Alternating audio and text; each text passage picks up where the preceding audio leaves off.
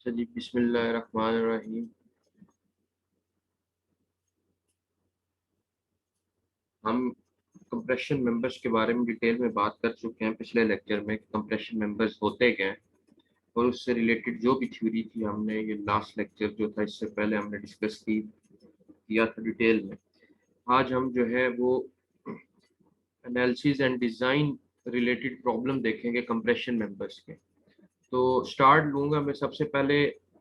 आज के लेक्चर में जो है हम जो प्रॉब्लम्स देखेंगे वो देखेंगे analysis of compression member as a column and design of compression member as a column. ठीक है। फिर इस तरह मैंने बताया था कि एक चीज होती है स्ट्रट, एक चीज होती है कॉलम। डिफरेंस क्या है? ठीक है। इसके अलावा बहुत सी और भी चीजें, लिस्ट कॉलम है, बिल्ट अप कॉलम्स है, तो डिफरेंट डिजाइन हो सकते हैं। तो जो आज का लेक्चर है इसमें हम डिजाइन एंड एनालिसिस देखेंगे कंप्रेशन मेंबर्स का एज अ कॉलम। स्टार्ट करते हैं हम। तो सबसे पहली प्रॉब्लम जो है वो है एनालिसिस से related, analysis of compression member as a column. ठीक है, इससे रिलेटेड प्रॉब्लम। तो क्वेश्चन की जो स्टेटमेंट गिवन है वो क्या गिवन है? एक रोल्ड स्टील बीम है। अच्छा, रोल्ड स्टील बीम से क्या मुराद है? यहाँ पे लिखा हुआ है जी एक रोल्ड स्टील बीम है। What is rolled steel beam? ठीक है, रोल्ड स्टील बीम को ना याद रखना आई बीम भी कहते हैं। कौन सी बीम भी कहते हैं? आई बीम। रोल्ड स्टील बीम को आई बीम भी कहते हैं या फिर एच बीम भी कहते हैं, आई या एच। ठीक है। तो आई या एच बीम इसे क्यों कहते हैं रोल्ड स्टील बीम को? क्योंकि इसके क्रॉस सेक्शन की वजह से, जो क्रॉस सेक्शन होता है ना रोल्ड स्टील बीम का, वो आई या फिर एच शेप होता है। अभी दिखाता हूँ मैं। ठीक है। तो जो क्रॉस सेक्शनल शेप है उसकी वजह से जो रोल्ड स्टील बीम है उसे आई बीम या फिर एच बीम भी कहते हैं। इसके अलावा ये ज्यादातर जो है ना बेसिकली जो रोल्ड स्टील बीम है ये स्ट्रक्चरल स्टील वर्क के लिए यूज होती है। जितना भी स्ट्रक्चरल स्टील वर्क है ना उसके लिए हम यूज करते हैं। अब ये जो आई बीम है या एच बीम है या रोल्ड स्टील बीम है, इसमें दो चीजें होती हैं। पहले ये बीम देख लेते हैं हम कि बीम होती क्या है।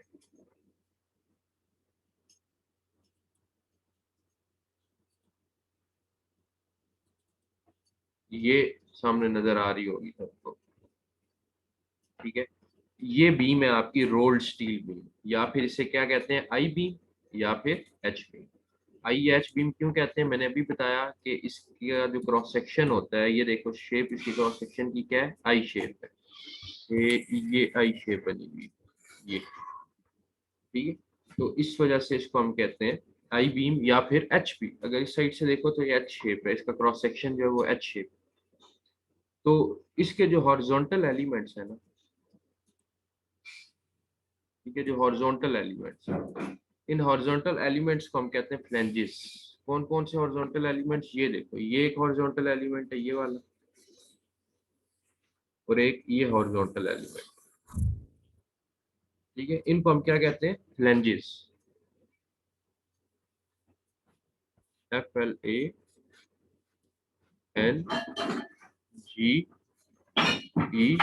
फ्लैंजेस। और जो वर्टिकल एलिमेंट है ये वाला, ये वर्टिकल एलिमेंट ये वाला, इसको हम कहते हैं वेब। ठीक है। So the horizontal elements of I are flanges and the vertical element is the web. तो ये मेरे ख्याल से क्लियर हो गया होगा कि फ्लैंजेस और वेब क्या होता है आई बीम में। ठीक है, ये रोल्ड स्टील बीम है। अब रोल्ड स्टील बीम एक और चीज याद रखना कि ये जो वेब और फ्लैंज का जहाँ पे आपस में मीट कर रहे हैं, तो वो चीज जो है यहाँ पे एक रेडियस शो हो रहा होगा, जैसे कि यहाँ पे शो हो रहा है ये इस पॉइंट पे। इस पॉइंट पे एक कर्व्ड है उसका एंड जो है वेब का। ठीक है, इसको हम कहते हैं रूट रेडियस। मतलब स्ट्रेट नहीं मिल रहा, ये यूं करके यूं नहीं मिल रहा है इसको, बल्कि ये जो है यूं करके यूं कर्व्ड है यहाँ पे इस पॉइंट पे। ठीक है, जो एजीज है वेब की। तो इसको हम कहते हैं रूट रेडियस या radius at root, root radius. ये भी एक कॉन्सेप्ट आगे यूज होगा, ये भी याद रख, रूट रेडियस। ठीक है। अच्छा, इसके अलावा ये तो हो गया। अब फ्लैश भी होगी, वेब भी होगी, इसके अलावा कुछ टर्मिनोलॉजीज यूज होती हैं, वो भी पहले ही बता देते हैं ताकि बाद में मसला ना हो। मैंने बताया था ये जो चीज है ये हॉरिजॉन्टल कंपोनेंट ये है, ये वाली चीज ये क्या है, इसको हम कहते हैं फ्लैंज। तो ये जो यहाँ से यहाँ तक थिकनेस है ना, इसको ये वाली थिकनेस, ये, ठीक है, ये जो पॉइंट है ये, इसको हम कहते हैं टी एफ। टी एफ से मुराद थिकनेस ऑफ फ्लैंज। ठीक है, ये क्या है, थिकनेस है, उस फ्लैंज की थिकनेस है। और यहाँ से लेके यहाँ तक का जो डिस्टेंस है, ठीक है, ये वाला जो डिस्टेंस है, ये वाला, ये, इसको हम कहते हैं width of flange, B F. ठीक है, तो ये क्या है, यहाँ से लेके इस पॉइंट से लेके इस पॉइंट तक का जो हॉरिजॉन्टल डिस्टेंस है वो क्या है, D F, width of flange.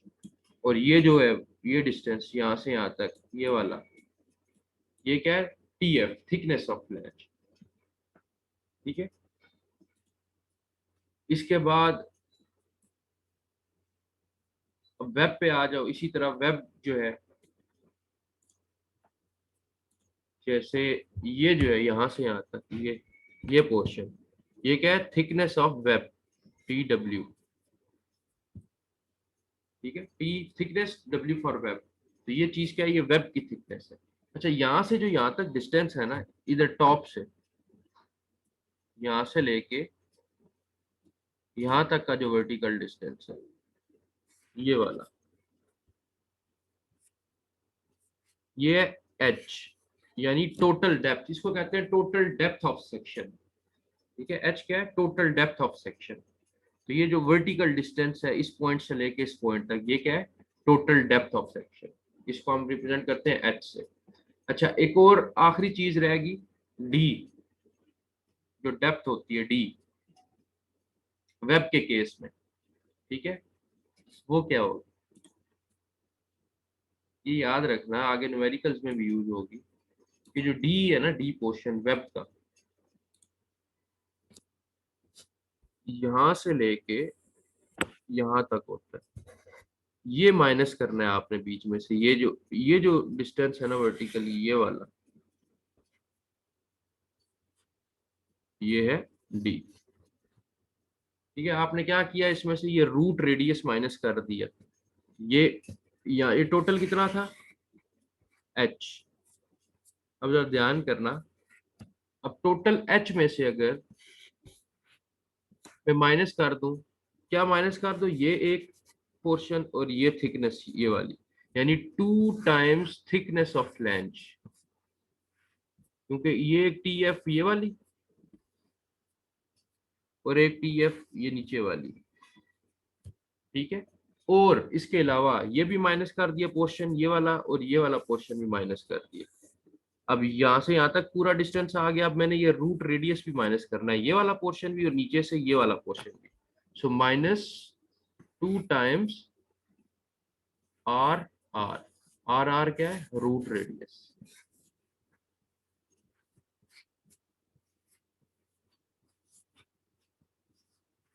D F क्या था, थिकनेस ऑफ फ्लैंज, तो मेरे पास क्या आ जाएगा, डी आ जाएगा। ठीक है, सो डी कैसे निकालेंगे हम न्यूमेरिकल्स में भी, डी जो है, ये जो वेब है, ठीक है, ये जो डी डिस्टेंस है वो क्या होगा, टोटल जो डेप्थ थी सेक्शन की एच, उसमें से माइनस की ये वाली थिकनेस और ये वाली फ्लैंज की थिकनेस, यानी -2 टाइम्स थिकनेस ऑफ फ्लैंज, फिर माइनस किया ये वाला जो रूट रेडियस था ये वाला, और यहाँ नीचे से ये वाला। ठीक है, सो -2 टाइम्स रूट रेडियस, तो मेरे पास क्या आ जाएगा, ये डी आ जाएगा, जो कि यहाँ से यहाँ तक का डिस्टेंस है। क्योंकि ये जो वेब और फ्लैंज आपस में ये जो मीट कर रहे हैं, ये जो जगह होती है ये स्ट्रेट नहीं होती, ये यूं कर्व्ड मीट कर रहे होते हैं, जैसे कि यहाँ पे नजर आ रहा है। ठीक है, यहाँ पे आप देख भी सकते हो, ये यहाँ पे कर्व बन रही है। तो ये भी हम माइनस करते हैं, ये कर्व बन रही है ये, और यहाँ पे भी ये यूं कर्व बन रही है। ये जो डिस्टेंस होता है ना, कर्व निकाल दो, ये वाला डिस्टेंस, ये डिस्टेंस होता है डी। ठीक है, आई होप समझ आ गई होगी ये वाली चीज। ठीक है, सो ये डी, ये मतलब स्टार्ट करने से पहले कुछ चीजें बतानी थी ताकि आगे जब मैं जाऊं तो उस वक्त नहीं ना हो ये चीज।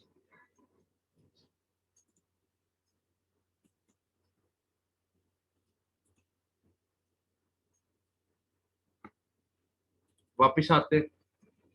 अच्छा, हम बात शुरू की थी रोल्ड स्टील बीम से। तो रोल्ड स्टील बीम को हम आई बीम या फिर एच बीम भी कहते हैं, स्ट्रक्चरल स्टील वर्क के लिए यूज होती है। और क्यों कहते हैं, क्योंकि आई या एच क्रॉस सेक्शन की वजह से, अभी मैंने दिखाया उसका क्रॉस सेक्शन जो था आई और एच शेप था। तो एक रोल्ड स्टील बीम है, कौन सी, I S H B. I S H B का मतलब है I for Indian, S for standard, H for heavy, B for beam. ठीक है, so Indian standard heavy beam, इसका क्या मतलब हुआ, Indian standard heavy beam. So I S H B मतलब ऐसी बीम जिसका जो वेट पर मीटर रन है वो हाई हो। I S H B Indian standard heavy beam, so weight per metre,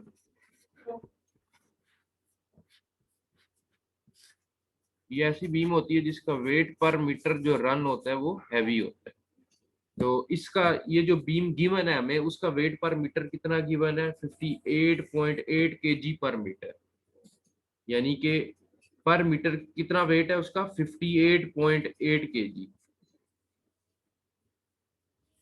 ठीक है, 58.8 केजी पर मीटर उसका वेट पर मीटर रन।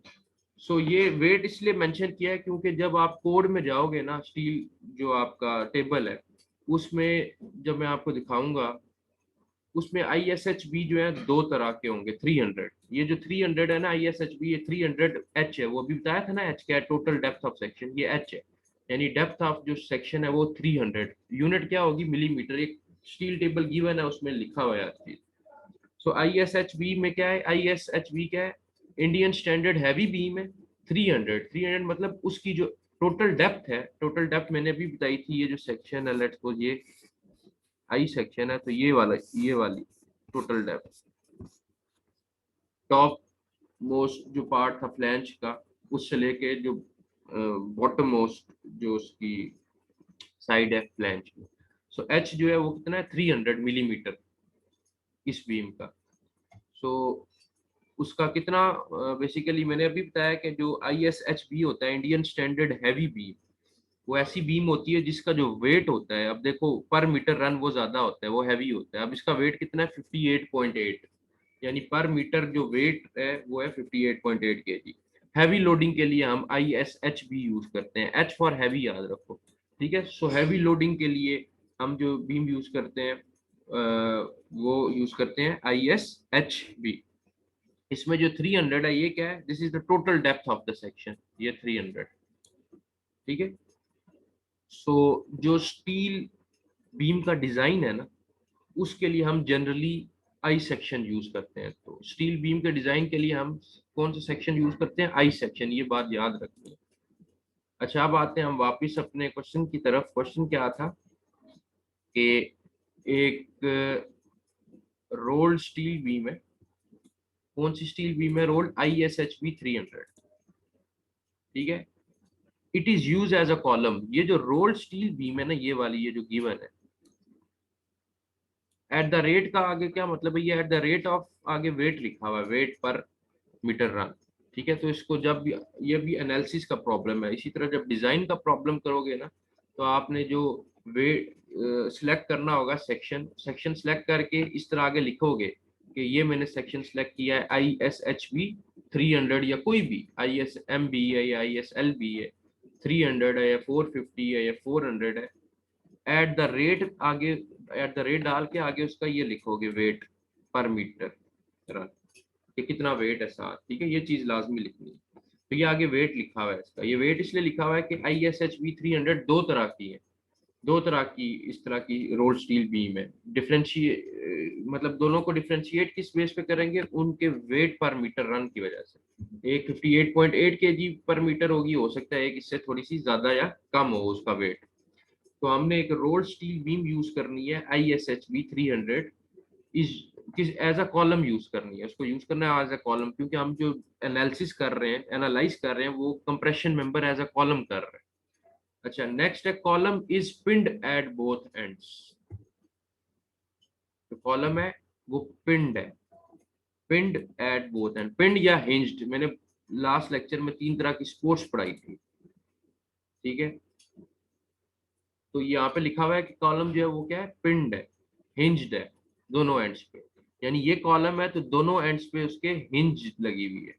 मैंने 3 तरह की स्पोर्ट्स पढ़ाई थी कि एक फिक्स स्पोर्ट होती है, एक हिंज स्पोर्ट होती है, एक रिजिड रोलर स्पोर्ट होती है।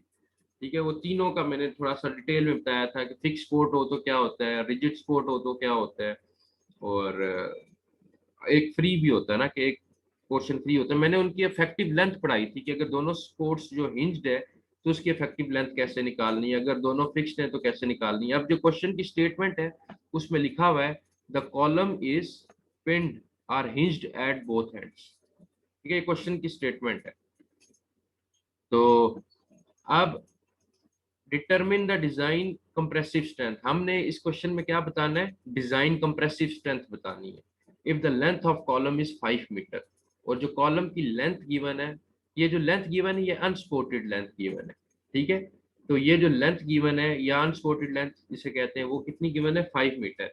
अब ये एनालिसिस एनालाइज करना है, प्रॉब्लम डिजाइन का प्रॉब्लम नहीं है। क्यों? क्योंकि यहाँ पे हमें देखो, इस प्रॉब्लम में एक सेक्शन हमें प्रोवाइड कर दिया गया, ये सेक्शन दे दिया गया।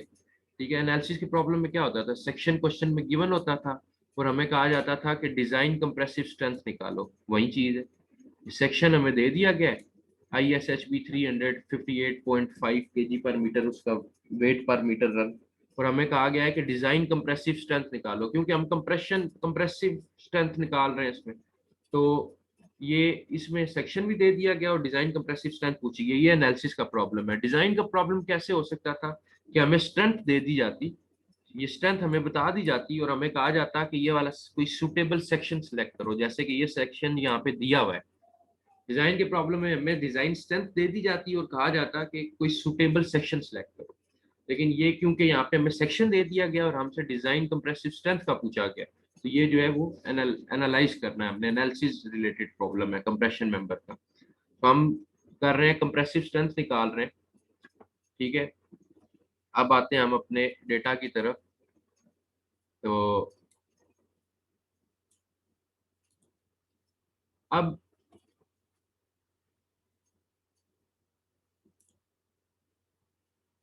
एक रोल स्टील बीम थी जिसको एज अ कॉलम यूज किया जा रहा है, ठीक है। अब the column is pinned eight both ends, column के जो दोनों एंड्स हैं उसमें पिन या हिंज लगी हुई है, ठीक है। Determine the design compressive strength of the section. तो ये जो है ना कॉलम, ये सिंबल होता है आपका हिंज के लिए। हिंज के लिए या तो इस तरह सिंबल यूज कर लो जो यूज हुआ हुआ है, दो तरह के सिंबल आप यूज कर सकते हो इसके लिए। एक इस तरह यूज कर सकते हो जिस तरह ये हुआ हुआ है, ठीक है। स्पोर्ट होती है ना, हिंज स्पोर्ट होगी या पिन, हिंज या फिर पिन। यहाँ पे पिन मेंशन है, या फिर इसको हिंज भी कह सकते हो, हिंज या फिर पिन, ठीक है। दूसरी स्पोर्ट आप यूं करके हिंज स्पोर्ट को नीचे यूं एक रोलर डाल, इस तरह भी रिप्रेजेंट कर सकते हो, दोनों ठीक है, इस तरह भी इस तरह भी। अगर फिक्स होता तो फिक्स के लिए ये सिंबल था, सिंपल ये यूं कर, ये फिक्स पोर्ट है, ठीक है। दोनों साइड पे फिक्स है तो दोनों साइड पे इस तरह हो जाएगा। और रिजिड रोलर जो होता है उसके लिए क्या होगा, रिजिड रोलर के लिए यहाँ पे मैं बना देता हूँ। रिजिड रोलर अगर सपोर्ट होती तो यूं करके नीचे यूं एक दो तीन रोलर डाल के ये और ये जो सिंबल था ये किसके लिए था, रिजिड रोलर के लिए। ये जो सिंबल है ये किसके लिए, फिक्स पोर्ट के लिए, ये वाला या फिर ये वाला सिंबल, ठीक है। ये सिंबल्स किसके लिए, ये है हिंज या पिंड पोर्ट के लिए। तो बात हम कर रहे थे, क्वेश्चन में गिवन है, सॉल्यूशन अब स्टार्ट करते हैं।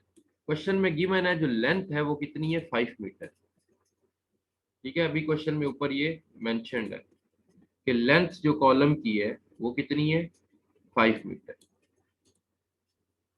ठीक है। और दोनों एंड्स क्या थी, पिंड या फिर hinge, column is pinned at both ends. तो सबसे पहले मैंने लिख लिया लेंथ जो है मेरे पास कितनी है, 5 मीटर। अब सारा काम हम करेंगे मिलीमीटर्स में, क्योंकि ज्यादातर जो स्टील टेबल्स है ना वो मिलीमीटर्स में उनकी वैल्यूज गिवन है। तो हम सब चीजों को इसमें कन्वर्ट कर लेंगे, एक सेम यूनिट में ले आएंगे, मिलीमीटर में कर लेते हैं। सो अगर सेंटीमीटर में है तो उसको भी मिलीमीटर में एक यूनिट लेके चलेंगे। सो जो लेंथ है वो कितनी गिवन है, 5 मीटर, ठीक है। तो 5 मीटर को मैंने कन्वर्ट कर लिया मिलीमीटर में, तो 5 × 1000, एक 1 metre is equal to 1000 millimetre. तो 5 × 1000 तो कितना आ गया, 5000 मिलीमीटर। तो लेंथ मेरे पास कितनी आ गई, 5000 मिलीमीटर, ठीक है, 5000 मिलीमीटर। उसके बाद नेक्स्ट स्टेप होता है इफेक्टिव लेंथ निकालना। अब इफेक्टिव लेंथ जो निकालनी है वो मैं लास्ट लेक्चर में बता चुका हूँ, व्हाट इज इफेक्टिव लेंथ, ठीक है। ये basically the length between points of zero bending movement. ये लास्ट लेक्चर में बड़ी डिटेल में समझाया हुआ है, आप लास्ट लेक्चर देख लो, what is effective length, the length between the points of zero bending movement. तो खैर ये टेबल से निकलती है इफेक्टिव लेंथ। अब ये टेबल हमारे पास कौन सा टेबल है, हम चले जाएंगे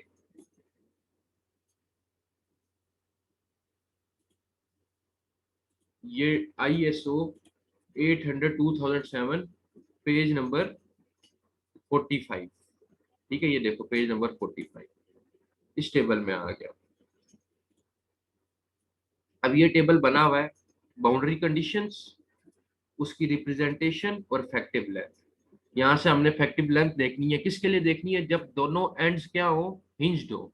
अब ये देखो ये कौन सी है, कि ये फिक्स पोर्ट है, ये आपकी फिक्स पोर्ट है, ये फ्री है, ये रोलर है और ये नीचे हिंज्ड, ये वाली दोनों साइड्स क्या है, पेंड, ठीक है। ये यही वाला केस है मेरा, कि मेरी जो दोनों एंड्स थी वो क्या थी, हिंज्ड थी। तो ये वाला केस है, ये वाला। तो इस केस में मेरी देखो इफेक्टिव लेंथ जो होती है ये किसके इक्वल है, 1L के इक्वल है, ठीक है। इफेक्टिव लेंथ इक्वल होती है KL के, किससे रिप्रेजेंट करते हैं, KL से। KL mean effective length. तो इफेक्टिव लेंथ किसके इक्वल है, 1L। अगर कोई और केस होता तो वो इफेक्टिव लेंथ चेंज होती रहती, ठीक है। ये आप देख लो ये टेबल, ठीक है। डिफरेंट सिनेरियोज के लिए डिफरेंट है। जब दोनों एंड फिक्स हो तो 0.65L, एक एंड फिक्स है दूसरा जो है वो हिंज है तो 0.8L, एक रिजिड रोलर है दूसरा फिक्स है तो 1.2L। सिमिलरली दोनों हिंज्ड है, जो भी मेरा केस है, 1L, ठीक है। एक फिक्स है और एक साइड फ्री है तो 2L। तो ये टेबल था IS 800/2007, ये मैं प्रोवाइड कर दूंगा, उसका पेज नंबर 45, इस कोड का पेज नंबर 45, उस पर ये इफेक्टिव लेंथ गिवन है। वापिस आते हैं तो यहाँ से हमने लिख ली 1L, KL is equal to 1L, KL क्या है, effective length is equal to 1L। वापिस आया तो ये देखो KL is equal to 1L, ठीक है। तो KL is equal to 1L, so effective length is equal to KL, KL is equal to 1L। अभी देखा टेबल से, सो 1 × L किसके इक्वल था, L ये 5000 था, यहाँ पे 1 × 5000 कर दिया तो KL is equal to 5000 millimetre. यानी इफेक्टिव लेंथ मेरे पास कितनी आ गई, वो भी 5000 मिलीमीटर आ गई, ठीक है। वो इतनी ही आनी थी बेसिकली। तो मेरे पास एल और इफेक्टिव लेंथ मैंने निकाल लिया और ये फिगर साइड पे बना ली और लिख लिया कि इफेक्टिव लेंथ यहाँ पे किसके इक्वल होगी, 1 × L के इक्वल होगी। तो पहला स्टेप हमने ये करना है एनालिसिस के प्रॉब्लम में, कि लेंथ गिवन होगी, आपने अपनी कंडीशन देखनी है कि कॉलम जो है वो क्या है, उसकी दोनों एंड्स फिक्स्ड हैं, दोनों एंड हिंज्ड हैं, रिजिड रोलर और हिंज है, फिक्स है, मतलब क्या कॉम्बिनेशन है। उस कॉम्बिनेशन के मुताबिक आपने IS 800/2007 पेज नंबर 45 में जाके इफेक्टिव लेंथ देख लेनी है कितनी है, या तो अगर याद कर सकते हो तो याद कर लो, अदरवाइज उस टेबल में जाके आपने वैल्यू देख लेनी है। तो ये आ गई मेरे पास इफेक्टिव लेंथ। अच्छा, तो इफेक्टिव लेंथ होता क्या था? The distance between points of zero bending movement. तो अगर मैं आपको दिखाऊं वही फिगर दोबारा, तो ये देखो, ये 1 क्यों है? ये देखो, ये जो होती है ना लेंथ, यहाँ से लेके यहाँ तक, ये यहाँ से यहाँ तक, ये है कैपिटल एल, अनसपोर्टेड लेंथ इसे कहते हैं। अब मैंने कहा था कि the length between points of zero bending movement. अब ये पॉइंट है एक जीरो बेंडिंग मूवमेंट का यहाँ पे, ठीक है, और एक ये जो आपके पास शो हो रही है डायग्राम, इसके मुताबिक दूसरा बेंडिंग मूवमेंट जीरो किधर है? ये जो बेंडिंग मूवमेंट शो हो रही है यहाँ पे जीरो है। तो देखो ये एल और इफेक्टिव लेंथ जो है ये दोनों इक्वल ही है ना, दोनों का डिस्टेंस। सो दैट्स व्हाई के एल इज इक्वल टू 1 है। अब इस केस में क्या होगा, बाकी केसेस में, इस केस में, उस केस में, और सिमिलरली दूसरे केसेस में वो चेंज होगी आपकी जो इफेक्टिव लेंथ, क्योंकि जो points of zero bending moment है वो चेंज होगा। तो खैर ये होता है, यहाँ से लेके ये जो है ना, यहाँ से यहाँ तक की लेंथ, ये होगी आपकी के एल इफेक्टिव लेंथ। ये इसके इक्वल है unsupported length, that's why it is equal to 1 है। वापिस आते हैं, हमने इफेक्टिव लेंथ निकाल ली। अब हम आते हैं, अब हमारा नेक्स्ट स्टेप है प्रॉपर्टीज ऑफ सेक्शन निकालना। आपको कौन सा सेक्शन गिवन था? ये सेक्शन गिवन था ना, ISHB 300, ठीक है। ISHB 300 जो सेक्शन गिवन है, हम स्टील टेबल पे जाएंगे, स्टील टेबल से इसकी हम क्या कर लेंगे, इसकी हम प्रॉपर्टीज निकाल लेंगे। तो हम चलेंगे डायरेक्ट स्टील टेबल पे, पेज नंबर 2 स्टील टेबल। अच्छा, ये कोड अलग है और ये टेबल्स वाला जो फाइल है वो अलग है। तो स्टील टेबल में पेज नंबर 2 पे चले गए, ठीक है। ये स्टील टेबल है हमारे पास, ठीक है। इसका पेज नंबर ये 2, 1 2 आगे आपने अब ढूंढना है। अब आपका जो सेक्शन गिवन था क्वेश्चन में, तो आपको जो सेक्शन गिवन था वो ये गिवन था, ISHB 300 eight the rate of 58.8। ये याद रखना, ये क्यों लिखा है आपने, मैं आगे बताऊंगा ये 58.8 क्वेश्चन में क्यों दिया गया था। सो ISHB 300 सेक्शन ढूंढ लेना है। तो ये आपको गिवन है जी, रोल स्टील बीम, मेरी रोल स्टील बीम है ना इस। अब अपना सेक्शन ढूंढ लो, ये ISJB, ISLB नहीं, ISMB ये भी नहीं है, नीचे आ गए ISWB, ये ISHB आ गए। तो मेरा कौन सा था? ISHB, ठीक है। अब देखो ISHB 300 ये भी है, ISHB 300 ये भी है। अब मुझे मेरा कौन सा मतलब मेरी कौन सी, मेरा कौन सा क्या कहते हैं डेजिग्नेशन है, मुझे कैसे पता लगेगा? मुझे ये देखो आगे ये क्या लिखा हुआ है, वेट पर मीटर पहले कॉलम में, दूसरे कॉलम में क्रॉस सेक्शनल एरिया, साथ यूनिट भी दी हुई है, वेट पर मीटर केजी में है, ठीक है। क्रॉस सेक्शनल एरिया जो है ये किसमें है? सेंटीमीटर स्क्वायर में। फिर डेप्थ ऑफ सेक्शन गिवन है, डेप्थ ऑफ सेक्शन मिलीमीटर में। फिर विड्थ ऑफ फ्लैंज गिवन है BF, वो भी मिलीमीटर में। Then thickness of flange TF, वो मिलीमीटर में। सिमिलरली थिकनेस ऑफ वेब आगे, वो भी मिलीमीटर में। फिर आगे आ जाओ मूवमेंट ऑफ इनर्शिया, अब एक IXX, दूसरा IYY, सेंटीमीटर में ये गिवन है। फिर रेडियस ऑफ जायरेशन गिवन है, एक RXX और एक RYY गिवन, ठीक है। यानी दो डिफरेंट एक्सिस होते हैं ना। तो एक RXX, ये RXX के लिए गिवन है, मैं जूम करके अगर मैं दिखाऊं, ये XX है, ठीक है, और ये RYY के लिए गिवन, ठीक है। तो ये आपको जो है ना बेसिकली यहाँ से पता लगेगा। अब आपका देखो पहला जो कॉलम है वेट पर मीटर, अब आपका ISHB 300 wait per metre question में गिवन है कितना? ये 58.8। तो आपका देखो यहाँ पे 58.8 वेट पर मीटर किसका है? सो ISHB 300 ये देखो 58.8, ठीक है, ये 58.8 यानी आपका ये वाला सेक्शन है, अब इसकी प्रॉपर्टीज लिख लेनी है, क्या क्या लिख लेना है, हर चीज लिख लो इसकी। आपने सबसे पहले इसका जो है लिख लिया,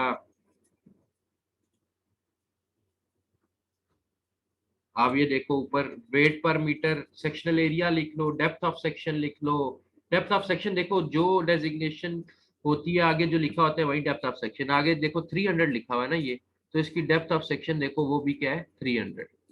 ठीक है, तो डिफरेंट जो पैरामीटर्स हैं हमने क्या क्या लिखना है, हमने जो प्रॉपर्टीज लिखनी है सेक्शन की उसमें H total depth of section जो कि है 300 मिलीमीटर। ठीक है, यहाँ से मैं दिखाता भी जाता हूँ। ठीक है, so total depth of section कितनी है 300 मिलीमीटर, ये कॉलम जो है डेप्थ ऑफ सेक्शन का था। सो ऊपर यूनिट लिखी हुई है, ये देखो 300 आगे millimetre, H is equal to 300 millimetre. So H कितनी आ गई 300 मिलीमीटर। उसके बाद हमने लिखना है width of flange B F. तो विड्थ ऑफ फ्लैंज जो है वो 250 मिलीमीटर है। ठीक है, सो ये विड्थ ऑफ फ्लैंज लिखी हुई है 250 मिलीमीटर।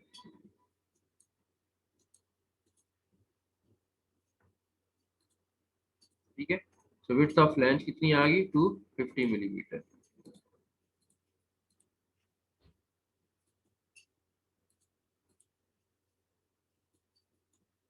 अच्छा, उसके बाद next thickness of flange T F. ठीक है, तो वो कितनी थी इस टेबल से देखो, ये थिकनेस ऑफ फ्लैंज थी ये वाली, अगर ऊपर मैं दिखा चुका हूँ, ऊपर नहीं जा रहा मैं अब। ठीक है, तो ये देखो ये क्या था थिकनेस ऑफ फ्लैंज। तो थिकनेस ऑफ फ्लैंज कितनी है 10.6 mm। फिर नेक्स्ट आओ, नेक्स्ट हमें क्या चाहिए, thickness of web T W, वो है 7.6। ठीक है, तो ये आपकी क्या है थिकनेस ऑफ वेब है 7.6। ऊपर जाओगे तो ये लिखी हुई है, सारी यूनिट भी लिखी हुई है मिलीमीटर में। अच्छा, उसके बाद हमने लिखना है क्या, रेडियस एक सेक्शनल एरिया। तो एरिया भी लिख लिया, यहाँ से देख के एरिया ये लिखा हुआ है, ये कितना है 78.85। तो अगर ऊपर जाके मैं देखूं तो ये जो एरिया की यूनिट है ये देखो सेंटीमीटर स्क्वायर है। सो 74.85 सेंटीमीटर स्क्वायर, तो यहाँ पे जो एरिया लिखा 74.85 सेंटीमीटर स्क्वायर लिखा है। ठीक है, अब इसको क्योंकि बाकी सब यूनिट्स मिलीमीटर में है, इसको मैंने कन्वर्ट कर लिया मिलीमीटर स्क्वायर में। सो मल्टीप्लाई किया, सेंटीमीटर स्क्वायर है ना, so 1 centimetre is equal to 10 millimetre, और अगर स्क्वायर होगा तो मल्टीप्लाई बाय 10⁻² करूंगा। 74.85 को मल्टीप्लाई बाय करूंगा 10⁻² से, वो क्या होता है 100। तो 74.85 मल्टीप्लाई बाय जब 100 किया तो मेरे पास आ गया 7485 मिलीमीटर स्क्वायर। सेक्शनल एरिया कितना आ गया 7485 मिलीमीटर स्क्वायर। अब नेक्स्ट चीज हमने क्या लिखनी है, radius of gyration. So radius of gyration देखो ये है, दो है, एक है आर एक्स एक्स और एक है आर वाई वाई। अब मैं क्या करूंगा, मैं दोनों लिख लेता हूँ पहले अभी समझाने के लिए। आर देखो पहला जो है वो क्या है आर एक्स एक्स, दूसरा आर वाई वाई, और ये किस में गिवन है, ये सेंटीमीटर में गिवन है। ठीक है, तो आर एक्स एक्स कितना है 12.95 सेंटीमीटर और आर वाई वाई कितना है 5.41 सेंटीमीटर। तो यहाँ पे आया आर एक्स एक्स भी लिख लिया और आर वाई वाई भी लिख लिया। ठीक है, आर एक्स एक्स और आर वाई वाई। अब मुझे चाहिए होता है अपने इन डिजाइन और एनालिसिस के न्यूमेरिकल में मिनिमम रेडियस ऑफ जायरेशन या फिर लीस्ट रेडियस ऑफ जायरेशन। ठीक है, मिनिमम या लीस्ट रेडियस ऑफ जायरेशन। ठीक है, तो अब आर एक्स एक्स और आर वाई वाई में मिनिमम कौन सा है, आर वाई वाई मिनिमम है। सो मुझे क्योंकि चाहिए लीस्ट या मिनिमम रेडियस ऑफ जायरेशन होता है, सो मैं क्या ले लूंगा R Y Y is equal to 5.41 centimetre. अब ये सेंटीमीटर में इसको मिलीमीटर में कन्वर्ट कर लिया, so 1 centimetre is equal to 10 millimetre. तो इसको मल्टीप्लाई जब 10 करूंगा तो मेरे पास क्या आ जाएगा आर वाई वाई 54.1 मिलीमीटर।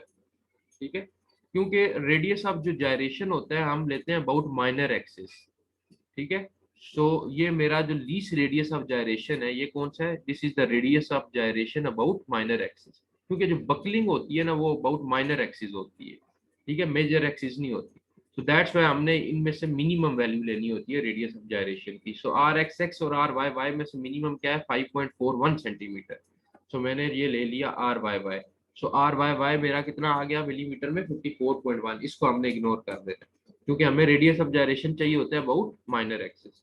अब हमारा माइनर एक्सिस कौन सा हो गया, क्योंकि आर एक्स एक्स अगर लेते तो माइनर एक्सिस एक्स एक्स होता, लेकिन अब हमारा minimum radius of gyration R Y Y आया है, तो हमारा जो माइनर एक्सिस होगा वो कौन सा होगा, Y Y. So our minor axis is Y Y, ये लिख लेते हैं, ठीक है। सो माइनर एक्सिस क्या है, वाई वाई। क्यों, क्योंकि लीस्ट रेडियस ऑफ जायरेशन क्या दे रही है, आर वाई वाई, जो कि इतना बना। सो माइनर एक्सिस कौन सा होगा, वाई वाई, ठीक है। ये था हमारा दूसरा स्टेप जिसमें हमने प्रॉपर्टीज ऑफ सेक्शन निकाल ली। पहले में लेंथ और फिर इफेक्टिव लेंथ, और प्रॉपर्टीज ऑफ सेक्शन फिर हमने फाइंड करनी थी। उसी टेबल पे गए, पेज नंबर 2 स्टील टेबल, उसमें जाके जो आपको रिक्वायर्ड आपका सेक्शन था उसके अगेंस्ट सारी ये जो प्रॉपर्टीज हैं ये लिख ली, ठीक है। अब नेक्स्ट जो काम होता है वो होता है बकलिंग क्लास निकालना क्रॉस सेक्शन। जो आपका क्रॉस सेक्शन था, कौन सा क्रॉस सेक्शन था, ISHB 300, इसकी आपने निकालनी है बकलिंग क्लास। तो बकलिंग क्लास इसकी निकालनी है। सो बकलिंग क्लास निकालने के लिए आपने जाना है, जो कोड है IS 800 2007, ये इसका पेज नंबर 44। तो ये आ गया आपका IS 800, इसका पेज नंबर 44 ये है। अब यहाँ पे अगर आप गौर करो तो यहाँ पे चीजें लिखी हुई हैं, क्या क्या लिखा हुआ है ये देखो जी। ये डिफरेंट क्रॉस सेक्शन है, ये है रोल्ड आई सेक्शन के लिए, ठीक है, रोल्ड आई सेक्शन। ये है वेल्डेड आई सेक्शन। सिमिलरली नीचे हॉलो सेक्शन। हमें किस, हमारा सेक्शन कौन सा था, रोल्ड स्टील बीम यानी आई सेक्शन था ना, तो मेरा केस ये वाला है, ठीक है, मैं इससे डील करूंगा, ठीक है। इसके अलावा वेल्डेड बॉक्स सेक्शन है, इसके अलावा channel angle D solid section है, देन बिल्ट अप मेंबर है। हमारा कौन सा है, हमारा केस रोल्ड आई सेक्शन का केस है। अच्छा, अब इसमें अगर देखो, यही सेक्शन था हमारा भी। ये वही चीजें जो मैं आपको बता चुका हूँ, ये जो लेबल हुई हुई है इसमें, ये PW है, ठीक है, ये BF है यहाँ से यहाँ तक ये वाला डिस्टेंस, देन ये TF है, ये H है, टोटल डेप्थ ऑफ सेक्शन, ये वही चीज है, ठीक है। एक चीज याद रखना कि ये जो एक्सिस है ना, ये वाला एक्सिस, ये वाई वाई एक्सिस है, और ये जो एक्सिस है ये वाला, ये लिखा हुआ है जेड जेड। इसको कहीं जेड जेड लिखा जाता है, कहीं पे एक्स एक्स लिखा जाता है, ठीक है। एक्स एक्स भी लिखा जा सकता है, जेड जेड भी लिखा जा सकता है, तो वो मसला नहीं है, ठीक है। तो यहाँ पे जो ना इस जगह पे क्या मेंशन है, जेड जेड, ठीक है। तो ये जेड जेड एक्सिस या एक्स एक्स कहीं पे मेंशन हो तो वो फिगर में वो मेंशन कर देते हैं, क्योंकि यहाँ पे जेड जेड मेंशन हुआ हुआ है, तो ये जेड जेड एक्सिस है। अदरवाइज एक्स एक्स भी लिखा जा सकता है। चलो अब बात कर रहे थे हम, बकलिंग क्लास निकालनी है। तो बकलिंग क्लास कैसे निकालेंगे, हमारा ये वाला केस है। पहली बात, रोल्ड आई सेक्शन वाला, हमने इसके अंदर रहना है, इसके अंदर, इसके अंदर हमने अपनी बकलिंग क्लास देखनी है। अब कैसे पता लगेगा, लिमिट चेक करनी है। अब दो चीजें हैं, H डिवाइडेड बाय BF की रेशियो ग्रेटर देन 1.2 हो, अगर H divided by BF, H क्या था, total depth of section, BF क्या था, विड्थ ऑफ फ्लैंज, दोनों आपके पास है। आप दोनों की रेशियो निकालो, अगर वो ग्रेटर देन 2 है तो बकलिंग क्लास इनमें से होगी, इसमें से कोई ना कोई होगी। अगर H divided by BF less than equal to 1.2 है, ये केस है, तो बकलिंग क्लास इनमें से कोई होगी, ठीक है। अब सबसे पहले मैंने ये चेक करना है, मेरा ये वाला केस है या ये वाला केस है। H बाय BF की रेशियो ग्रेटर देन 1.2 है या H बाय BF की रेशियो लेस देन 1.2 है। तो ये रेशियो निकाल लेते हैं। इधर आया मैं, सबसे पहले मैंने निकाली H डिवाइडेड बाय BF की रेशियो। H मेरे पास था, कितना था, ये 300। BF भी मैंने निकाला था प्रॉपर्टीज ऑफ सेक्शन में से, वो था 250 मिलीमीटर, ठीक है। सो H की जगह 300 और BF की जगह 250, तो मेरा कितना ये आ गया आंसर, 1.2। दोनों को डिवाइड किया 1.2, तो इसका मतलब ये हुआ कि इज इक्वल टू 1.2 आया है। यानी मेरा ये वाला सिनेरियो बनेगा, ये वाला। क्योंकि देखो यहाँ पे क्या है, H by B F less than equal to 1.2, यहाँ पे ग्रेटर है, इक्वल नहीं है। सो मेरा मतलब मेरी जो बकलिंग क्लास मैंने निकालनी है वो यहाँ पे कहीं पे होगी, इनमें से कोई क्लास होगी। अब इनमें दो चीजें हैं। अब ये जो आया, अब मेरा ये वाला केस है, इसमें देखो आगे फर्दर दो चीजें हैं। टी एफ यानी फ्लैंज की थिकनेस अगर लेस देन इक्वल टू 100 होगी, यानी फ्लैंज की जो थिकनेस है वो लेस देन इक्वल टू 100 होगी, तो ये इन दोनों में से कोई बकलिंग क्लास और बकलिंग होगी एक्सिस पे।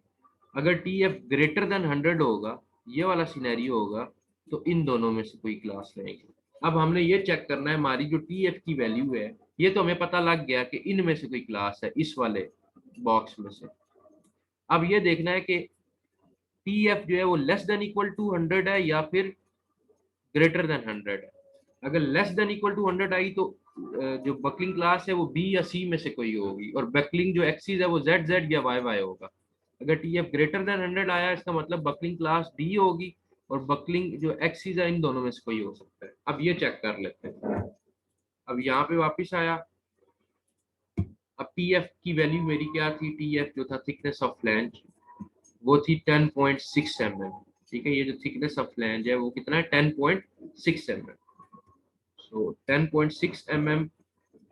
अब मैंने क्या कहा था, चेक करना है 100 से ग्रेटर है या लेस, तो हमारा लेस देन 100 है। तो 10.6 mm लेस देन 100, यानी कि मैं वापिस आऊं, ये वाला केस आ गया मेरा। एक तो ये था और लेस देन 100 है, ये इसमें अप्लाई कर रहा है, इसमें। यानी मेरी जो बकलिंग क्लास है वो या बी होगी या फिर सी होगी, और जो बकलिंग एक्सिस है वो जेड जेड होगा या फिर वाई वाई होगा। यानी कि अगर बकलिंग क्लास में बी लेता हूँ तो मेरा बकलिंग एक्सिस कौन सा होगा, किस एक्सिस के अबाउट बकलिंग होगी, जेड जेड के। और अगर मैं अपनी बकलिंग क्लास सी लेता हूँ तो मेरा जो बकलिंग होगी वो वाई वाई एक्सिस के अबाउट होगी। तो ये चीज मैंने जाके वहां पे लिख दी, यही चीज जो भी मैंने बताई है। तो मेरी जो बकलिंग क्लास है वो या फिर आइदर बी होगी या फिर सी होगी, वहां से देख के। और जो बकलिंग है वो या तो जेड जेड एक्सिस पे होगी या फिर वाई वाई एक्सिस पे होगी। अब इनमें से क्लास तो एक ही होती है, दो तो नहीं हो सकती बकलिंग क्लासेस। सो या क्लास बी लेंगे या सी सिलेक्ट करेंगे। अब इनमें से कौन सी क्लास सिलेक्ट करें, इनमें से हम क्लास सी सिलेक्ट करेंगे। क्यों, क्योंकि हमने वो क्लास, क्योंकि बकलिंग होती है, बकलिंग हमेशा अबाउट माइनर एक्सिस होती है। तो जेड जेड क्लास और वाई वाई क्लास में से माइनर एक्सिस क्या है, अभी हमने ऊपर देखा हमारा माइनर एक्सिस क्या है, वाई वाई। ठीक है, तो हमने जो बकलिंग क्लास सेलेक्ट की वो जेड जेड क्लास बी, जिसमें बकलिंग अबाउट जेड एक्सिस हो रही थी, और क्लास सी जिसमें buckling about Y Y axis हो रही थी। अब क्योंकि मेरा माइनर एक्सिस क्या था, वाई वाई, तो मुझे इसके ये वाली क्लास लेनी पड़ेगी जहाँ पे buckling about Y Y axis हो। वो क्लास कौन सी थी, सी क्लास। ठीक है, क्योंकि बकलिंग जो है वो हमेशा माइनर एक्सिस के अबाउट होती है। तो इन दोनों में से माइनर एक्सिस क्या था, वाई वाई, और क्लास उसके अगेंस्ट क्या बनती है, class C. That's why we will select class C. So class select करते हुए ये याद रखना है, आपको दो क्लासेस मिलेंगी टेबल से, उनमें से कोई एक सिलेक्ट करनी है। वो कौन सी सिलेक्ट करनी है, जो आपने ऊपर माइनर एक्सिस सिलेक्ट किया होगा, क्योंकि बकलिंग जो होती है वो हमेशा अबाउट माइनर एक्सिस होती है। सो माइनर एक्सिस मेरा है वाई वाई। सो यहाँ पे हम क्लास जो सिलेक्ट करेंगे वो क्लास सी सिलेक्ट करेंगे। ठीक है, अब थर्ड स्टेप है स्लेंडरनेस रेशियो निकालना। ठीक है, लेमडा। तो अब अगला स्टेप जो है स्लेंडरनेस रेशियो का जो फार्मूला होता है वो होता है K L divided by R minimum. ये मैं लास्ट टाइम भी पहले भी बता चुका हूँ लास्ट लेक्चर में, कि लेमडा क्या होती है, स्लेंडरनेस रेशियो। इसका फार्मूला होता है K L divided by R minimum. ठीक है, के एल क्या था, इफेक्टिव लेंथ। अभी आपको पता है इफेक्टिव लेंथ कितनी थी, 5000।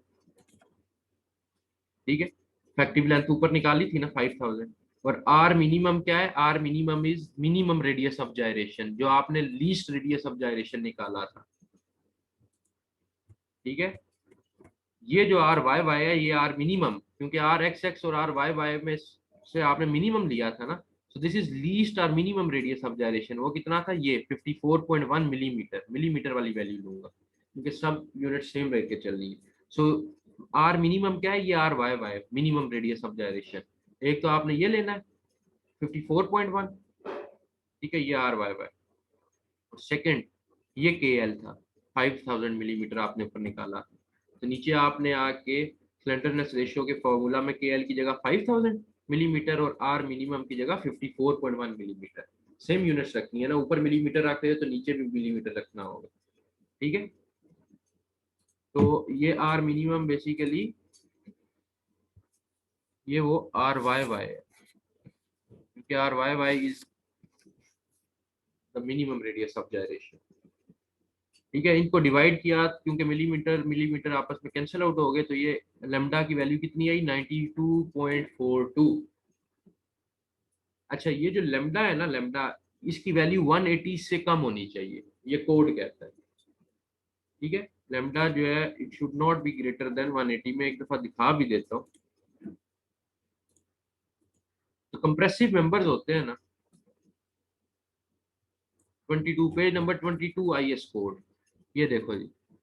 A member carrying compressive load resulting from dead load and imposed load, उसकी जो मैक्सिमम इफेक्टिव स्लेंडरनेस रेशियो है वो 180 होनी चाहिए, ठीक है।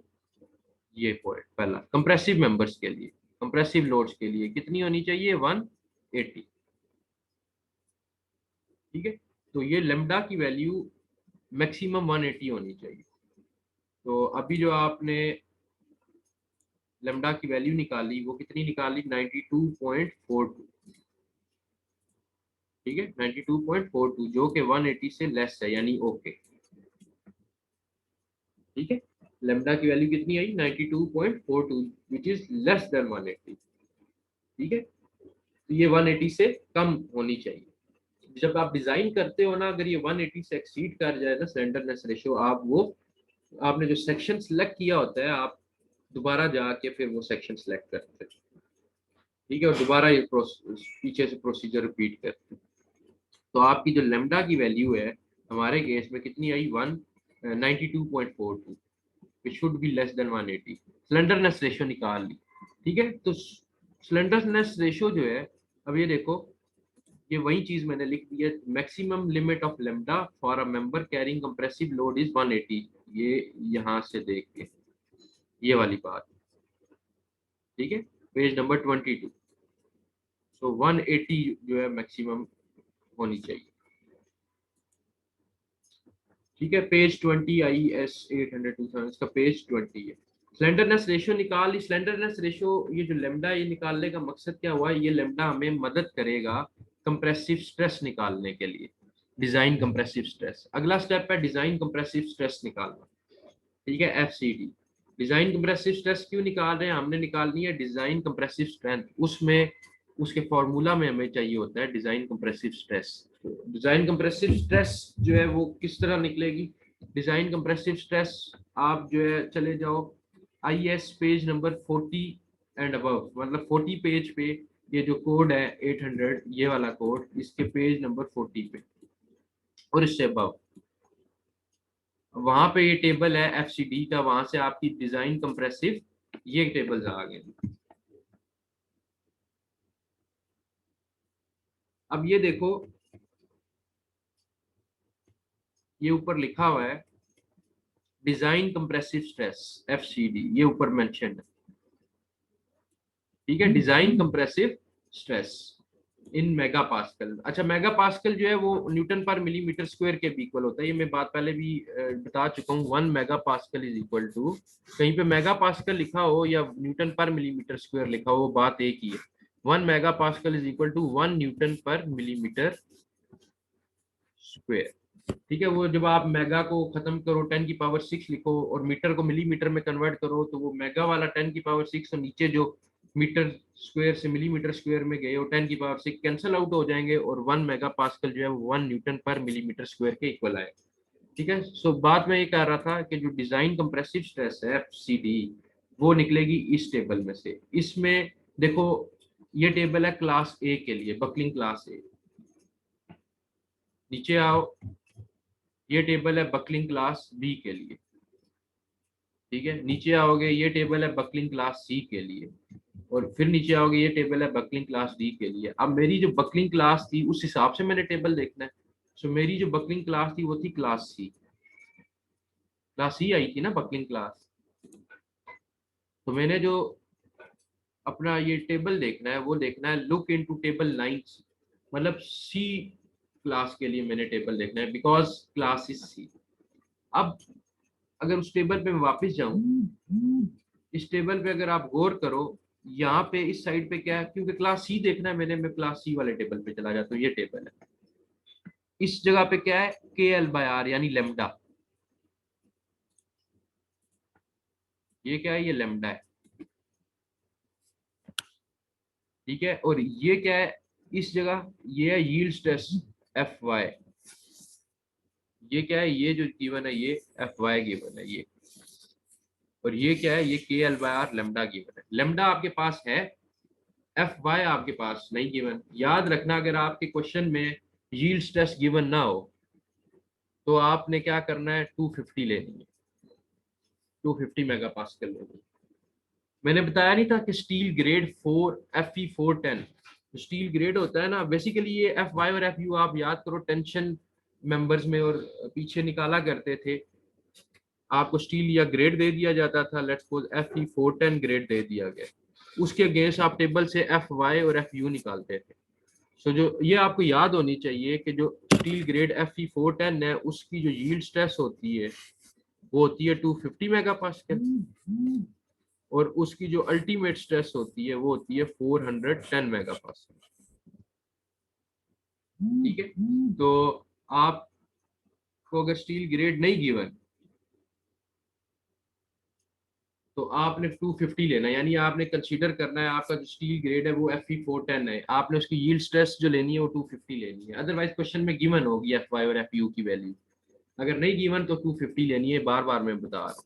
ठीक है, अदरवाइज 260 280 कुछ भी गिवन हो सकती है, ये टेबल में यहाँ से आपने वैल्यूज देखनी है। अच्छा, अब मैंने बताया कि क्वेश्चन में नहीं दी हुई एफ वाई की वैल्यू तो हमने लेनी है 250।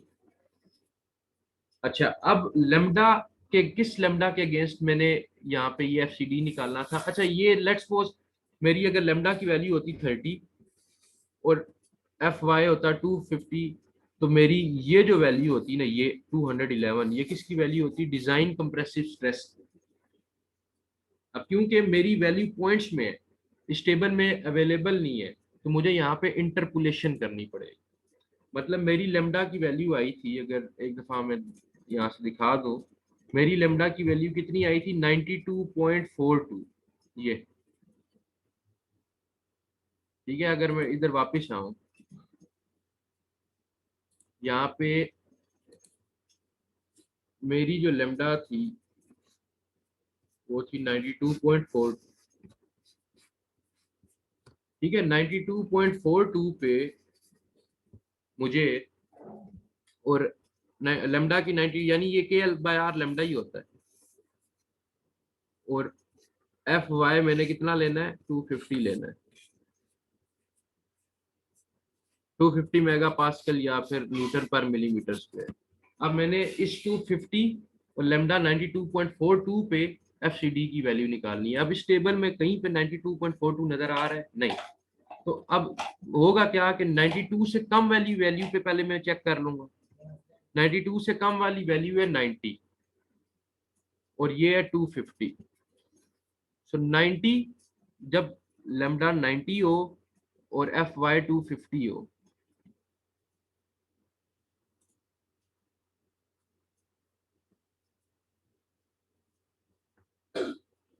एक मिनट,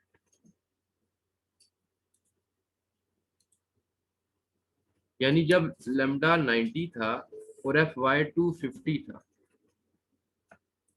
थोड़ा सा ऊपर करना पड़ेगा।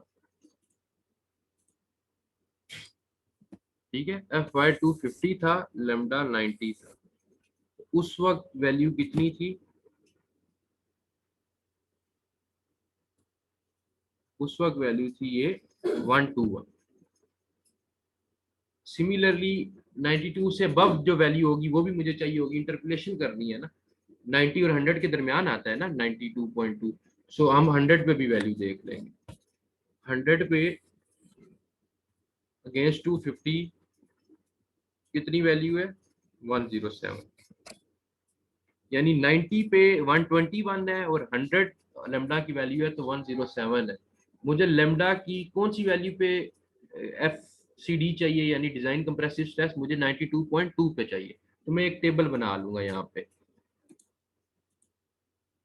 ठीक है। ये देखो मैंने एक टेबल बना लिया, यहाँ पे लिख लिया के L by R minimum. K L by R minimum ये सबसे पहले 90 और 92.42 मुझे चाहिए था वो दूसरे नंबर पे, और 100। 90 पे वैल्यू कितनी थी? 90 पे वैल्यू चेक करो स्टील टेबल में। 90 पे वैल्यू थी 121। 90 पे एफ सी डी की वैल्यू थी 121। 100 पे देखो एफ सी डी की वैल्यू है 107। 100 पे एफ सी डी की वैल्यू है 107। ठीक है, उस टेबल में से देके मैंने K L R by minimum के अगेंस्ट एफ सी डी की वैल्यूज लिखी at the rate of F Y. किस पे?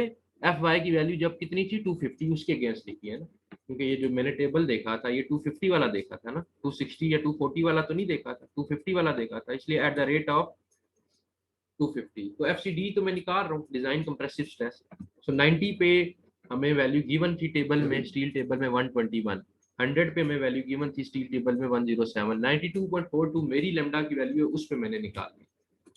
तो आपने इस तरह ये टेबल बना लेना है कि 92.42 से जो कम वैल्यू जो टेबल में गिवन है उसके अगेंस्ट वैल्यू लिख ली, और उससे बड़ी वैल्यू जो गिवन है उसके अगेंस्ट वैल्यू लिख ली। अब आपने क्या करना है, आपने एक फार्मूला यूज करना है, इंटरपोलेशन करनी है, क्योंकि आपको 90 और 100 पे पता है 92.42 पे टेबल में वैल्यू नहीं दी हुई। अगर तो डायरेक्ट 90 आपकी लेमडा की वैल्यू आती तो टेबल से डायरेक्ट 121 हम लिख लेते हैं against F Y is equal to 250। या अगर आपकी 100 वैल्यू आती लेमडा की तो हम टेबल से देख के against F Y is equal to 250 mega pascal 107 लिख लेते हैं। लेकिन अब आपको चाहिए 92.42 पे एफ सी टी, ठीक है। सो 92.42 पे आपको चाहिए, तो आपने क्या काम करना है, आपने ये जो K L R divided by R minimum यानी जो लेमडा की वैल्यूज है, तो पहली वैल्यू जो है 90 उसको आपने नाम दे दिया ए का, जिस पे आप फाइंड कर रहे हो उसको आपने नाम दे दिया बी का, और जो तीसरी वैल्यू आपने उसको नाम दे दिया सी का, ठीक है। इस 90 को आपने ए कह दिया, 92 को बी कह दिया, 100 को सी कह दिया। सिमिलरली 90 के अगेंस्ट जो एफसीडी की वैल्यू थी 121 उसको आपने एक्स कह दिया, जिस पे आपने फाइंड करनी है, जो वैल्यू आपने फाइंड करनी है उसको आपने वाई कह दिया, और 107 जो वैल्यू है यानी 100 के अगेंस्ट उस वैल्यू को आपने जेड कह दिया, ठीक है। 90 को ए कह दिया, 92.42 को बी कह दिया, 100 को सी, 121 को एक्स। यही आपने प्रोसीजर फॉलो करना है इंटरपोलेशन के लिए, ठीक है। जिस वैल्यू पे फाइंड कर रहे हो ना उनको एबीसी नाम देना है, और जो वैल्यू निकाल रहे हो ना उसको एक्स वाई जी की फॉर्म में देना है।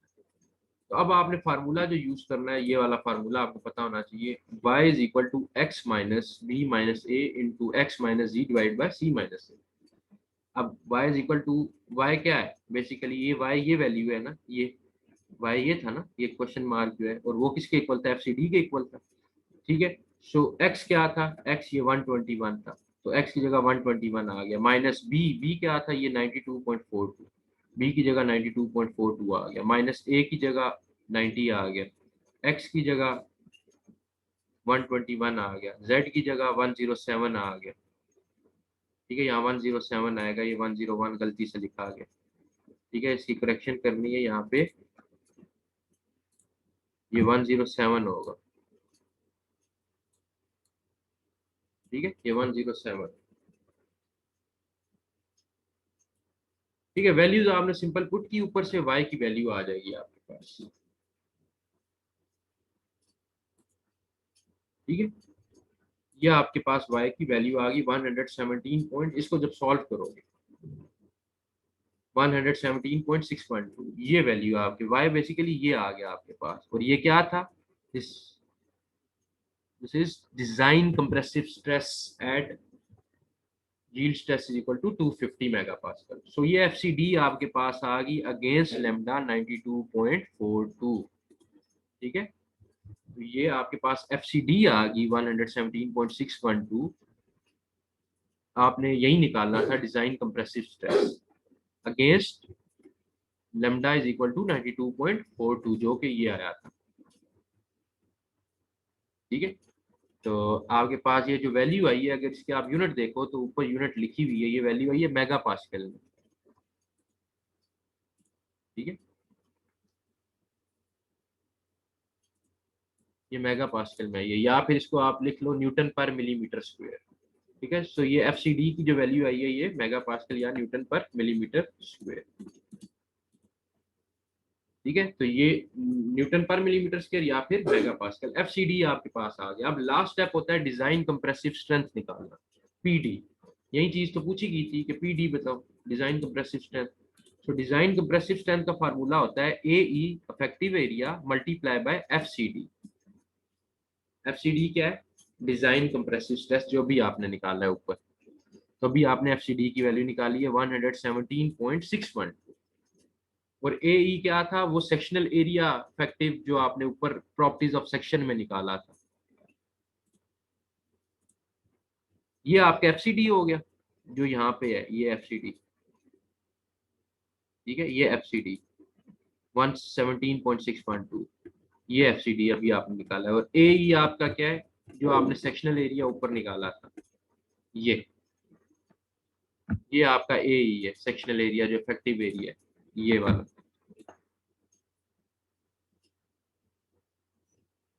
तो मिलीमीटर स्क्वायर में कितना था? 7485, ये मिलीमीटर स्क्वायर में ले लिया।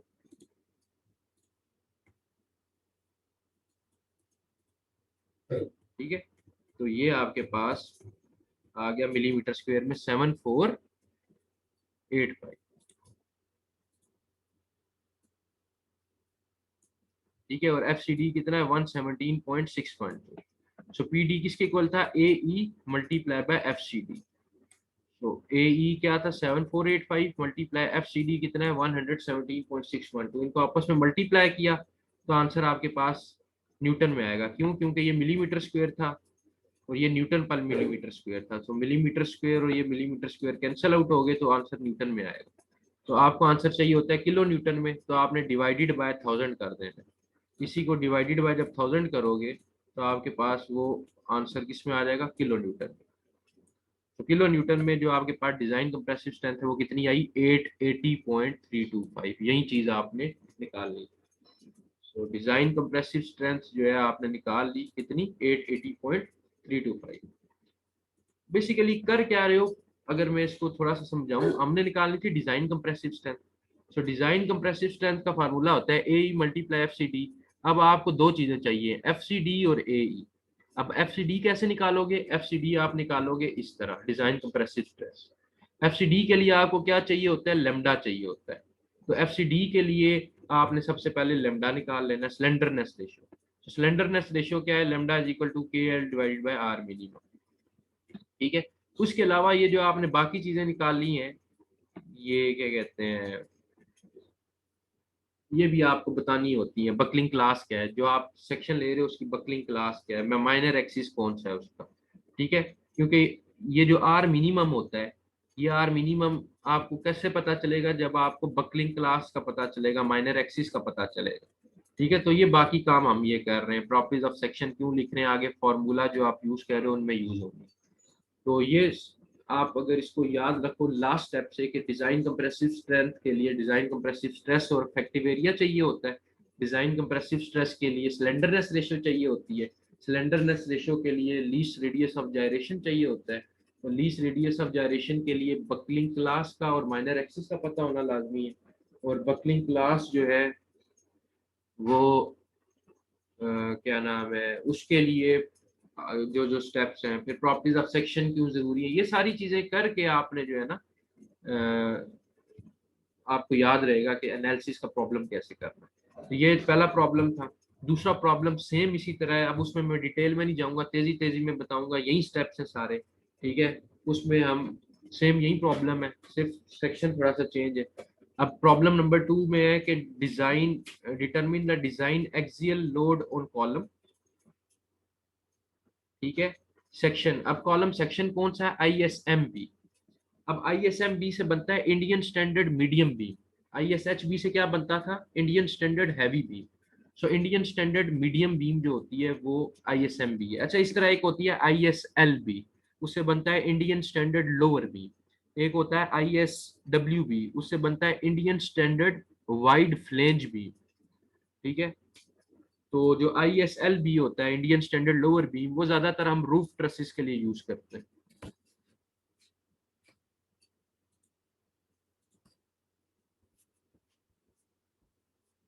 ठीक है, ISLB यूज होता है ज्यादातर इंडियन स्टैंडर्ड लोअर बीम, ये रूफ ट्रसेस के लिए यूज होती है।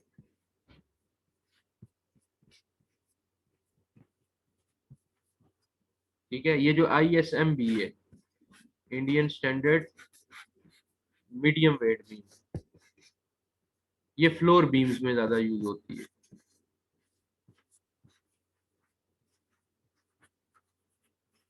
ठीक है, सिमिलरली जो ISHB था, हैवी बीम, ये कॉलम्स में हम यूज करते हैं, जैसे हमने पिछला अभी एक न्यूमेरिकल की है एनालिसिस का। और एक है ISWB, Indian standard wide flange beam, ये हम यूज करते हैं गैंट्री गर्डर्स में, गैंट्री गर्डर्स में। ठीक है, ये पता होना चाहिए, ISLB रूफ ट्रसेस में, ISMB फ्लोर बीम में, ISHB कॉलम्स में, और ISWB गैंट्री गर्डर्स में।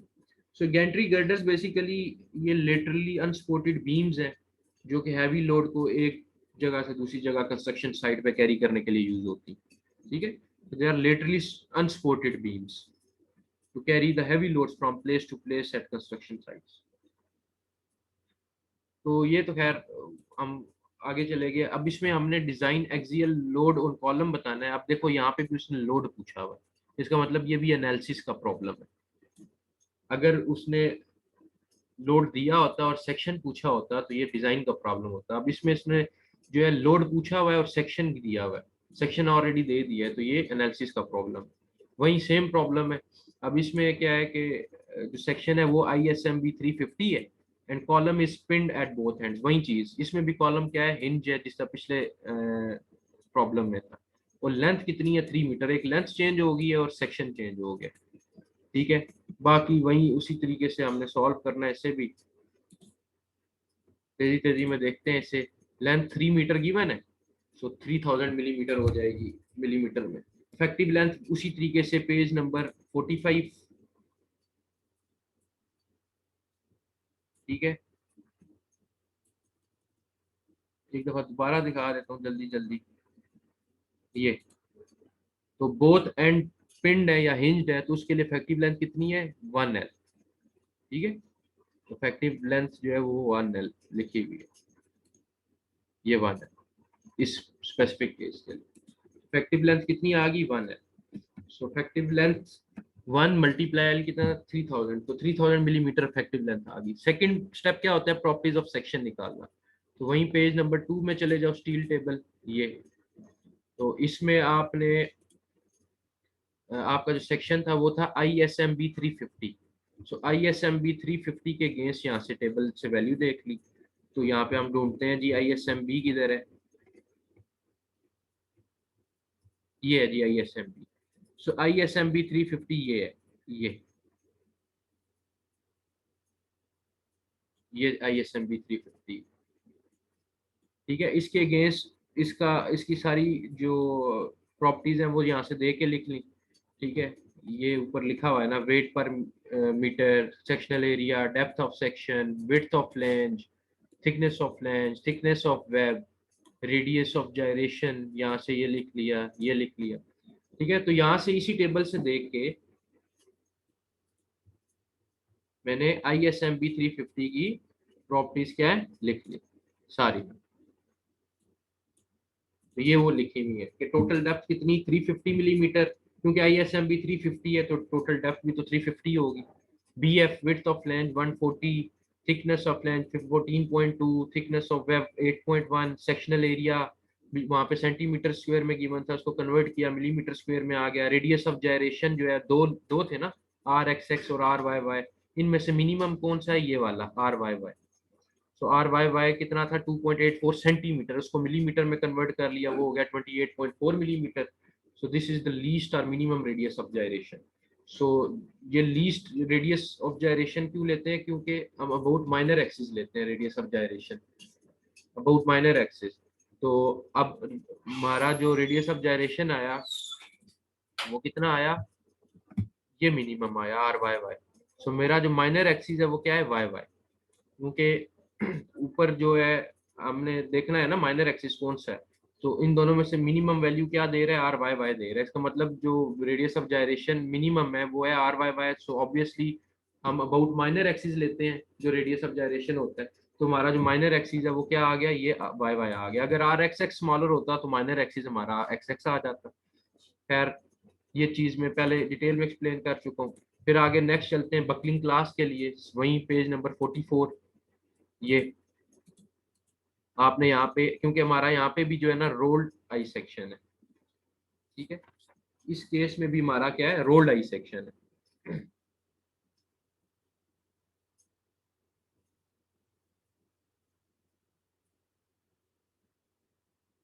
ठीक है। अब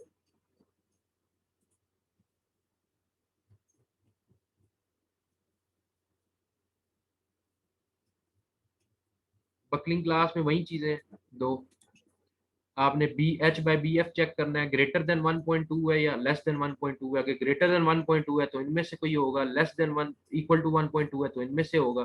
अब जो वैल्यू आती है मेरे केस में वो आती है 2.5, यानी ग्रेटर देन 1.2। इसका मतलब ये वाला, इसमें से कोई बकलिंग क्लास है, इस ऊपर वाले जो बॉक्सेस हैं उनमें से। अब आगे हमने चेक करना है T F less than equal to 40 है या 40 से 100 के दरमियान है। अगर लेस देन इक्वल टू 40 है तो इन दोनों में से कोई बकलिंग क्लास होगी, ए और बी में से। अगर 40 और 100 के इन बिटवीन है तो बी और सी में से होगी। ये चेक कर लिया तो हमारा जो आंसर आया 14.2 था। बेसिकली जो प्रॉपर्टीज ऑफ सेक्शन में हमने टी एफ निकाला था, सो 14.2 इज लेस देन 40। तो इसका मतलब मेरी बकलिंग क्लास यहाँ पे होगी, ये इन दोनों में से कोई एक होगी। यानी बकलिंग क्लास या ए है या बी है, और बकलिंग एक्सिस जेड जेड है या वाई वाई है। तो इनमें से एक को सिलेक्ट करना है, पहले हम लिख लेते हैं।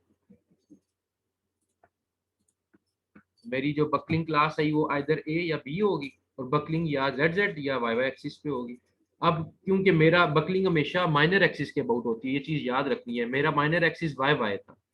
सो बकलिंग क्लास मेरी वाई वाई के अगेंस्ट क्लास क्या थी, बी। ठीक है। सो ये वाई वाई के अगेंस्ट मेरी क्लास क्या आई थी, बी। ये ठीक है। सो मेरी जो बकलिंग क्लास है वो क्या हो जाएगी, बी हो जाएगी, क्योंकि मेरा माइनर एक्सिस वाई वाई है। So buckling class is B. Similarly slenderness ratio वही K L by R minimum. K L आपके पास ये 300 था, ये 300 मिलीमीटर। और आर मिनिमम क्या था, ये जो आर वाई वाई आया था least radius of gyration 28.4 millimetre. ये जब पुट किया आंसर आया 105.63। अब ये लेस देन किससे होना चाहिए, 180 से लेस है, ओके। ठीक है। सो 105.63 लेमडा आ गया। अब इसके अगेंस्ट मैंने कंप्रेसिव स्ट्रेस निकालनी है। सो कंप्रेसिव स्ट्रेस यहाँ पे दोबारा हमें एफ वाई चाहिए होगा, एफ वाई गिवन नहीं है। सो आपने क्या किया, अब ये याद रखना है, आपने जो टेबल देखना है वो बकलिंग क्लास बी वाला देखना है। अब आपकी क्लास बी आई है, ये टेबल के लिए हम क्लासेस निकालते हैं। ठीक है। ये क्लासेस बकलिंग क्लास निकालनी होती है, डिजाइन कंप्रेसिव स्ट्रेस की वैल्यू निकालने के लिए जो टेबल है उसमें हमें पता होना चाहिए क्लास कौन सी है। अब चले जाते हैं उधर, पेज नंबर ये। अब बकलिंग क्लास बी के लिए हमने टेबल देखना है, पहले हमने क्लास और थी और देखा था। अब पहले चला जाता हूँ बकलिंग क्लास बी पे। ये है जी बकलिंग क्लास बी। इस पे लेमडा की ये वैल्यू है और ये एफ वाई आप क्वेश्चन में गिवन ही है, तो हम दोबारा कितनी लेंगे, 250 लेंगे। उसी तरीके से आपकी थी वैल्यू 105 पॉइंट समथिंग। सो 105 तो यहाँ पे है नहीं, तो आप 100 के अगेंस्ट वैल्यू देख लो 250 पे। ये 250 है 100 के अगेंस्ट, और 110 के अगेंस्ट। 100 के अगेंस्ट 250 पे वैल्यू आती है 118, और 110 पे आती है 104। आपने निकाली है 105.7 समथिंग पे, तो आप इंटरपोलेट कर दो। ठीक है। तो आपने क्या किया, यही चीज है। 100 के अगेंस्ट लिख ली 118, 110 के अगेंस्ट लिख ली 104। ठीक है, ये 110 के अगेंस्ट 104 और 100 के अगेंस्ट 118। आपको चाहिए किसके अगेंस्ट? 105.63 के अगेंस्ट। आपने इसको 100 को ए का नाम दे दिया, इसको बी का, 110 को सी का, 118 को एक्स का, जो फाइंड कर रहे हो उसको वाई का, 104 को जेड का। तो आपने यही फार्मूला लगाया, y is equal to x minus b minus a, x minus e divide by c minus a. जो वैल्यूज है ऊपर से, बी की वैल्यू है 105.63, ए की वैल्यू है 100, एक्स की है 100, ये 18 वैल्यूज पुट की, y की वैल्यू आ गई 110.118। ये y क्या था? बेसिकली ये FCD था, किस लेमडा के अगेंस्ट? 105.63 के अगेंस्ट। सो FCD आपके पास कितना आ गया? 110.118 मेगा पास्कल में आएगा, क्योंकि वहां पे यूनिट जो गिवन थी वो थी मेगा पास्कल। तो mega pascal is equal to newton per millimetre square. तो ये मैंने लिख लिया 110.118। अब FCD आ गया। सो एंड पे आपने क्या निकालना है? Design compressive strength. वो किसके इक्वल होती है? PD is equal to AE multiply FCD। FCD अभी आपने निकाला है 110.118। ये स्मॉल एफ है, ठीक है, स्मॉल एफ लिख लो, कैपिटल लिख लो, स्मॉल लिख लो, क्योंकि आगे टेबल में, स्टील टेबल में स्मॉल एफ यूज हुआ है। सो FCD 110.118। सो ये FCD आ गया न्यूटन पर मिलीमीटर स्क्वायर। और AE जो ऊपर प्रॉपर्टीज ऑफ सेक्शन में निकाला था आपने, AE कितना आया था उस सेक्शन के अगेंस्ट? ये आया था ये 6671 मिलीमीटर स्क्वायर। मिलीमीटर में एक ही यूनिट लेके चलना है, मिलीमीटर में, ठीक है, मिलीमीटर स्क्वायर 6671, ये सेक्शनल एरिया। तो वो स्टील टेबल से हमने देखा था, ठीक है, ये वाला जो सेक्शनल एरिया होता है उस सेक्शन के अगेंस्ट, ये वाला। तो आपने AE की जगह 6671 लिखा, दोनों को आपस में मल्टीप्लाई किया, ठीक है। तो ये मिलीमीटर स्क्वायर और न्यूटन पर मिलीमीटर स्क्वायर है ना, मिलीमीटर स्क्वायर और मिलीमीटर स्क्वायर कैंसिल आउट हो जाएंगे, न्यूटन बच जाएगा। तो हमें किलो न्यूटन में चाहिए, तो किलो न्यूटन में जाने के लिए डिवाइडेड बाय क्या कर दिया? 1000 और इसको जब डिवाइड किया तो ये आंसर आ जाएगा आपका किलो न्यूटन में। So PD is equal to 734.59 kilo newton. हमने यही डिजाइन जो है ना वो कंप्रेसिव स्ट्रेंथ निकालनी है। तो ये दो प्रॉब्लम्स थे एनालिसिस से रिलेटेड। अब नेक्स्ट लेक्चर में हम design of compressive strength, design of compression member as a column पढ़े। अभी हमने एनालिसिस ऑफ कंप्रेशन मेंबर किया as a column.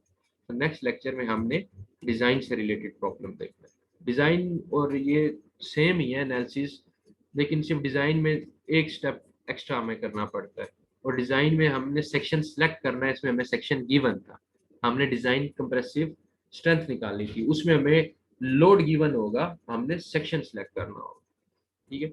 I hope ये आपको समझ आ गई होगी।